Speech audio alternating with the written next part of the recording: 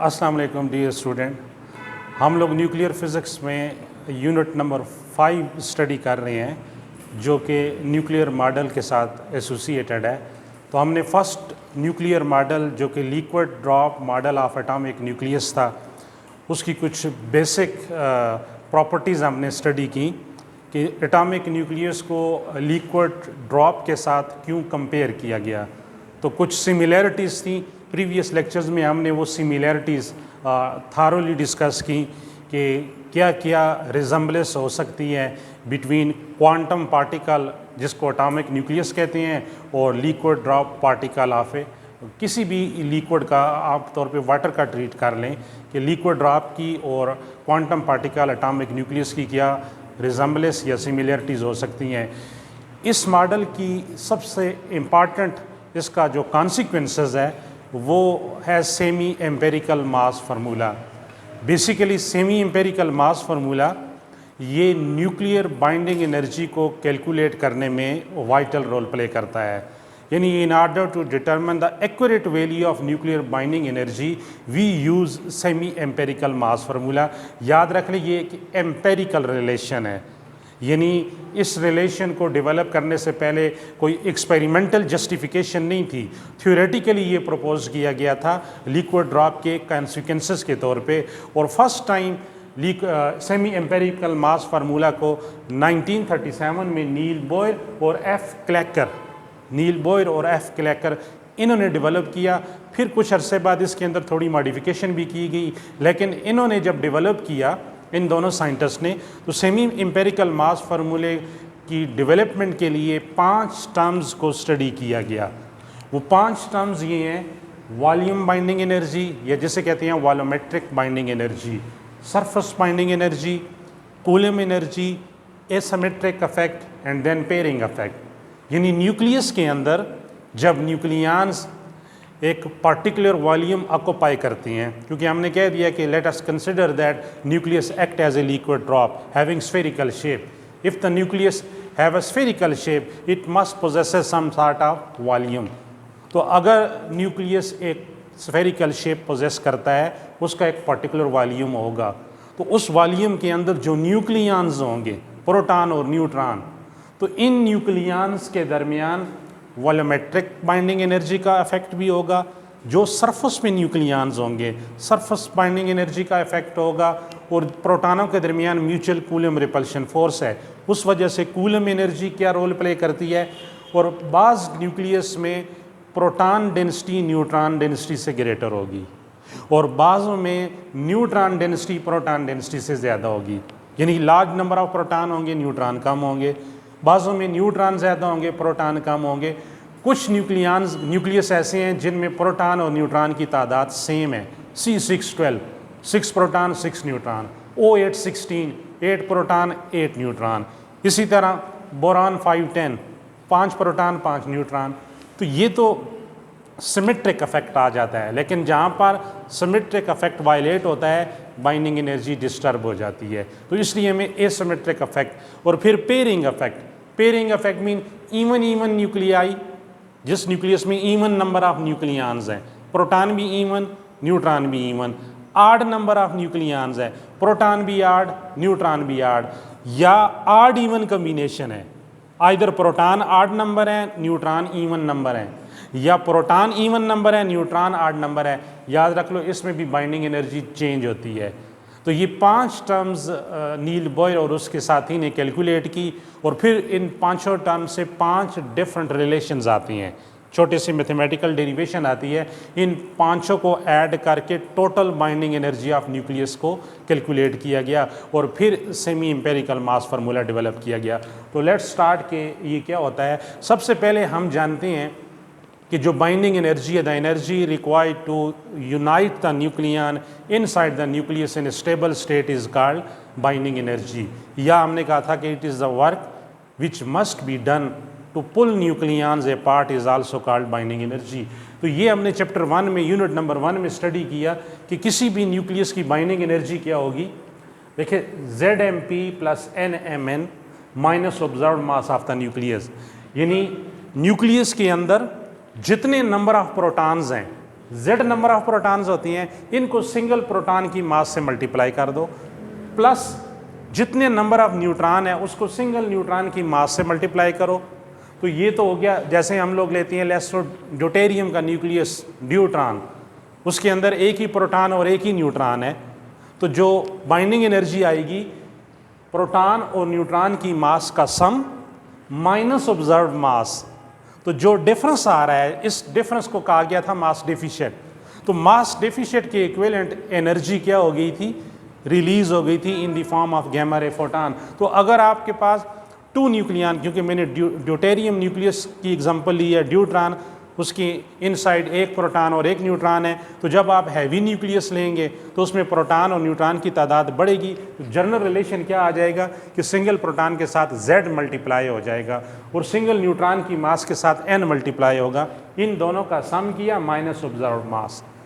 तो आगे चल के सेकेंड रिलेशन में binding energy ZMP plus number of neutron को लिखती हैं A minus Z, mass number में से चार्ज नंबर माइनस कर दें, Mn माइनस ऑब्जर्व्ड मास। तो this is your equation number A। तो ये आपके पास जो इक्वेशन है ये सेमी इंपेरिकल मास फार्मूले में आगे यूज़ होगी। तो यहाँ पर ये जो बाइंडिंग एनर्जी है, अब ये total binding energy in 5 term से आएगी, यानी ये 5 टर्म सॉल्व करेंगे, सब का सम करेंगे तो हमारे पास टोटल बाइंडिंग एनर्जी आ जाएगी। तो उस टोटल बाइंडिंग एनर्जी से हम यहाँ से observe mass of the nucleus भी निकाल सकते हैं, स्टेबल आइसोबार्स ये भी निकाल सकते हैं। फिर सेमी इंपेरिकल मास फार्मूले के अपनी एप्लीकेशंस आएंगी। सेमी इंपेरिकल मास फार्मूला बेसिकली कॉन्सिक्वेंसेस है लिक्विड ड्रॉप मॉडल का। जब ये डेवलप हो जाएगा फिर इसकी अपनी एप्लीकेशंस है कि इसको कहाँ कहाँ यूज़ किया जा सकता है। तो यानी अब इन टर्म्स को समझते हैं। First term volumetric binding energy और वॉल्यूम बाइंडिंग एनर्जी। हम एज्यूम करते हैं कि न्यूक्लियस हमारे पास एक लिक्विड ड्रॉप है स्फेरिकल शेप का, और इस स्फीयर के अंदर एक पर्टिकुलर वॉल्यूम है उसका, और उस वॉल्यूम में न्यूक्लियंस पड़े हुए हैं। तो हम सबसे पहले for the sake of symmetry 2 nucleons लेते हैं। Let we consider any 2 nucleon. अब इन दोनों न्यूक्लियंस के दरमियान एक पर्टिकुलर बॉन्ड है, यानी इनकी एक बाइंडिंग एनर्जी है। इस बॉन्ड को हम रिप्रेजेंट करते हैं U, कि let these 2 nucleon bind with each other with energy U। तो इंडिविजुअल का कंट्रीब्यूशन क्या है, बाइंडिंग एनर्जी पर न्यूक्लियन 2 है तो मास नंबर पे डिवाइड कर लो, क्योंकि 2 न्यूक्लियन है तो मास नंबर 2 हो जाएगा। तो हर इंडिविजुअल न्यूक्लियंस की बॉन्ड एनर्जी कितनी आ जाएगी, U/2। क्लियर होगी ये बात। 2 न्यूक्लियन के दरमियान bond energy U, individual nucleon की बॉन्ड एनर्जी क्या हो जाएगी, U/2। हम लेते हैं एक स्टैंडर्ड न्यूक्लियस, जिस स्टैंडर्ड न्यूक्लियस को स्टैंडर्ड मानते हुए एटॉमिक मास यूनिट का कॉन्सेप्ट लिया गया था कार्बन 12। कि हम एज्यूम करते हैं कि हमारे पास एक स्फीयर है, उस स्फीयर के अंदर 12 न्यूक्लियंस हैं, कार्बन 12 न्यूक्लियस को स्टैंडर्ड मानते हुए। ये देखें, और ये सेंटर में है, तो सेंटर वाले के साथ जो इसके नेबरहुड हैं, क्योंकि हमने ये भी पढ़ा था कि सैचुरेशन प्रॉपर्टी में कि each nucleon interact with its nearest neighbours, कि अपने नियरेस्ट नेबर के साथ स्ट्रांगली इंटरैक्ट करता है, और जो फार अवे होते हैं उनके साथ इंटरेक्शन क्या होती है, वीक होती है। तो ये देखें, ये जो सेंट्रल न्यूक्लियंस हैं, इसके आसपास जो नियरेस्ट नेबर है, टॉप पे, बॉटम पे, राइट, लेफ्ट पे, ये सब के साथ क्या कर रहा है, इंटरेक्शन कर रहा है। तो इस तरह टोटल बाइंडिंग एनर्जी जब 12 न्यूक्लियंस होंगे तो क्या हो जाएगी, इंडिविजुअल की U/2 है तो 12 के लिए क्या आ जाएगा, binding energy 12 multiply by U/2। तो हमारे पास बाइंडिंग एनर्जी क्या बन गई, 6U। तो इस तरह अगर mass number of the nucleus increase करता जा रहा है 12 से 20, 30, 40, 100, 200, तो फिर हमारे पास ये जो टर्म आई है 6U, इसको हम किसके साथ मल्टीप्लाई कर देंगे, मास नंबर। तो volumetric binding energy of the nucleus EV, ये किसके इक्वल हो जाएगी, mass number of the nucleus multiply by 6U। तो इस तरह हमारे पास वॉल्यूमेट्रिक इफेक्ट की वजह से जो वॉल्यूम बाइंडिंग एनर्जी है वो क्या आ गई, 6UA। अब इसमें U क्या चीज़ है, ये हर 2 न्यूक्लियन के दरमियान बॉन्ड है, बॉन्ड एनर्जी भी कह सकते हैं। तो ये एक नंबर होगा ना कांस्टेंट, और 6 भी कांस्टेंट है। तो इस तरह 6U कांस्टेंट है, इस कांस्टेंट को स्मॉल ए और सबस्क्रिप्ट में वी ए वी कहा गया है, क्योंकि इसकी निस्बत वॉल्यूम के साथ है तो ए वी, नीचे वी टर्म आ गई।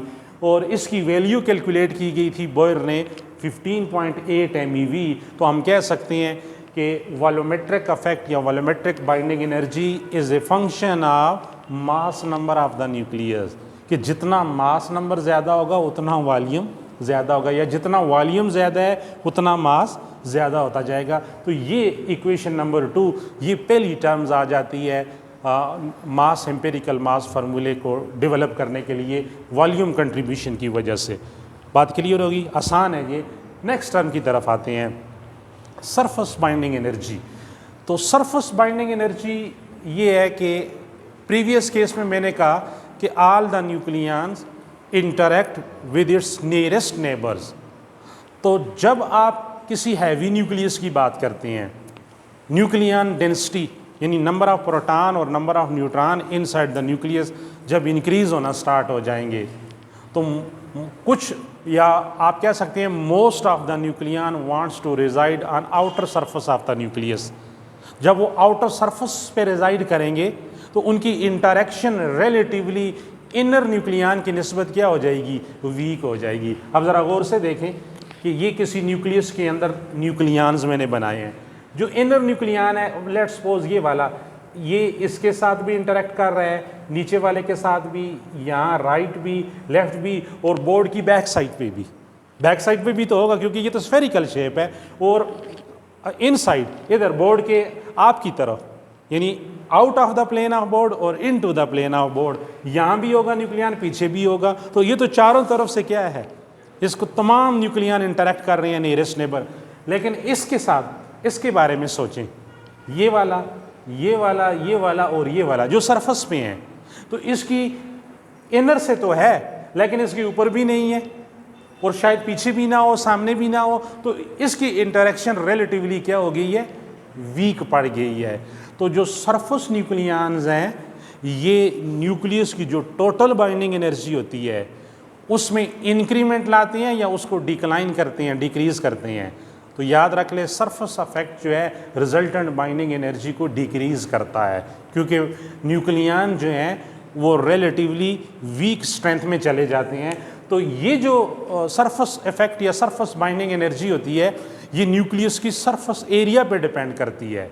अगर लार्ज सरफेस एरिया होगा, लार्ज सरफेस एरिया है, तो नंबर ऑफ न्यूक्लियंस भी क्या होंगे, ज़्यादा सरफेस पे आ जाएंगे। और अगर सरफेस एरिया कम है तो कम होंगे। जिस तरह देखें टेनिस बॉल का सरफेस एरिया रिलेटिवली कम है एज कंपेयर टू फुटबॉल के, उसका सरफेस एरिया क्या है, ज़्यादा है। तो सरफेस एरिया, क्योंकि हमने स्फेरिकल शेप माना हुआ है न्यूक्लियस को, ये हमारी जम्पशन है लिक्विड ड्रॉप मॉडल में कि हम उसको पार्टिकल ऑफ द लिक्विड कह रहे हैं।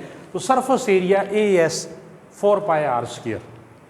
क्लियर होगी बात ये। अब इसमें R तो basically radius of the nucleus है, और ये हमने यूनिट 1 से कैलकुलेट किया हुआ है कि रेडियस ऑफ द न्यूक्लियस क्या होता है, R = R0 a⁻1/3, where R0 is constant, जिसकी वैल्यू है 1.2 फर्मी, 1.2 फर्मी। तो ये वैल्यू R की इक्वेशन 3 में डालें तो AS सरफेस एरिया 4π, देखें R², तो ये बन जाएगा R0 a1/3 होल स्क्वायर। तो इसको ओपन करें तो 4π R0² और a1/3 का स्क्वायर, तो ये a⁻2/3 आ जाएगा। ये आपके पास सरफेस एरिया आ गया न्यूक्लियस का।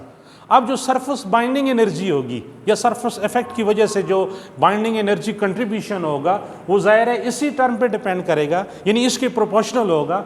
तो surface binding energy is proportional to surface area of the nucleus. तो सरफेस एरिया इक्वेशन 4 में है 4π R0² a⁻2/3।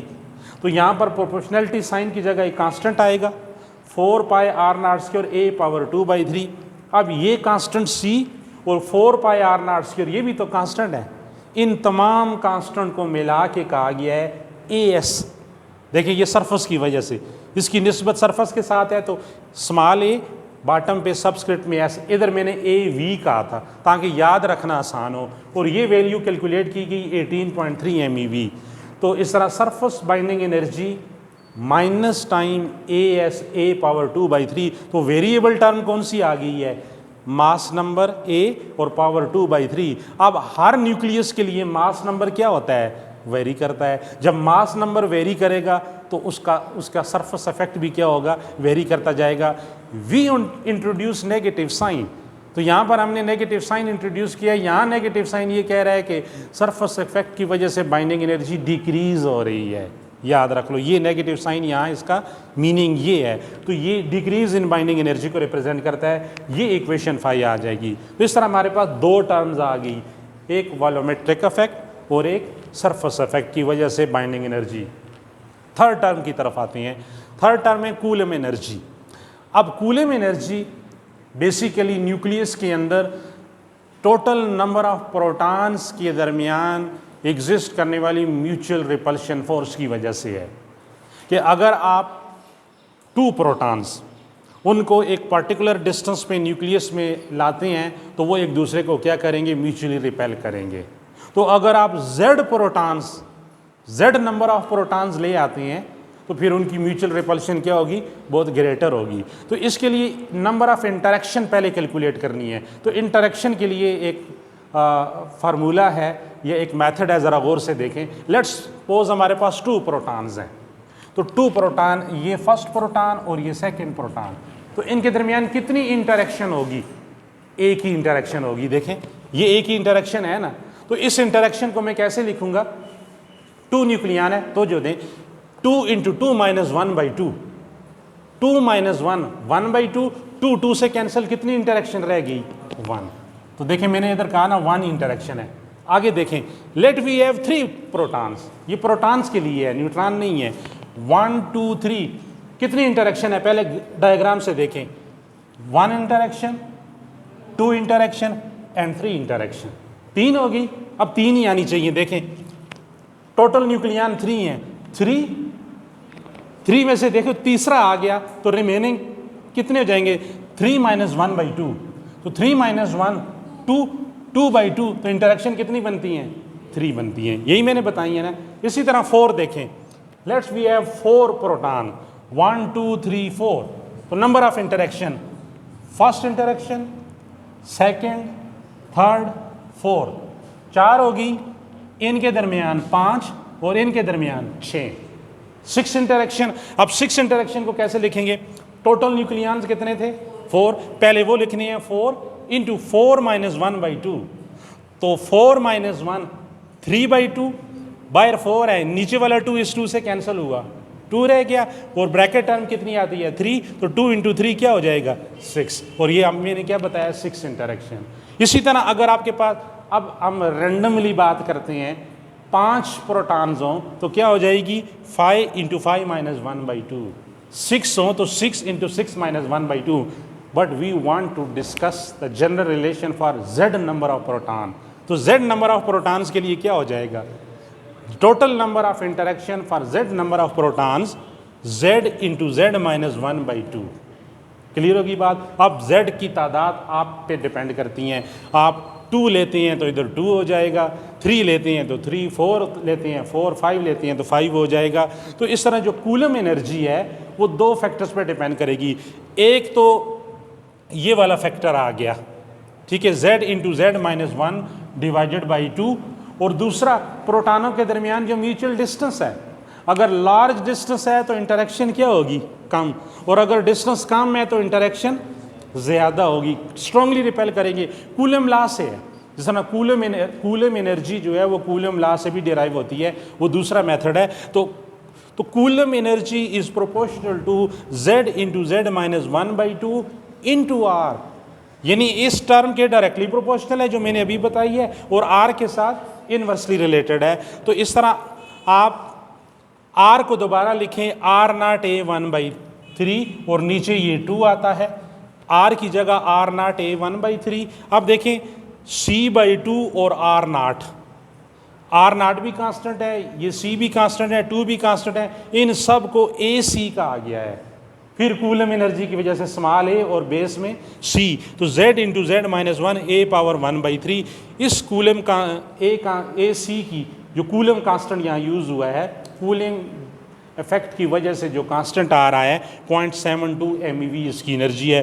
तो coulomb energy minus time A C Z into Z minus one A power 1/3। Again we introduce negative sign because mutual repulsion between two proton decreases the resultant binding energy. ये binding energy को decrease करती है, हमने negative sign लिया है। तो 3 terms हमने study कर ली हैं। नेक्स्ट पार्ट 2 में हम रिमेनिंग 2 टर्म्स स्टडी करेंगे, एसिमेट्रिक इफेक्ट, पेयरिंग इफेक्ट, फिर 5 टर्म्स को ऐड करेंगे रिजल्टेंट बाइंडिंग एनर्जी। फिर वो रिजल्टेंट बाइंडिंग एनर्जी हमारे पास ये जो मेन इक्वेशन है इसको याद रखना है, यहाँ पुटअप करेंगे तो एक बड़ा लेंथी सा फार्मूला डेवलप होगा। उस फार्मूले का नाम क्या होगा? सेमी एम्पेरिकल मास फार्मूला, जिसकी मदद से हम मुख्तलिफ़ किस्म के रिज़ल्ट सॉल्व कर सकते हैं। सी यू अगेन।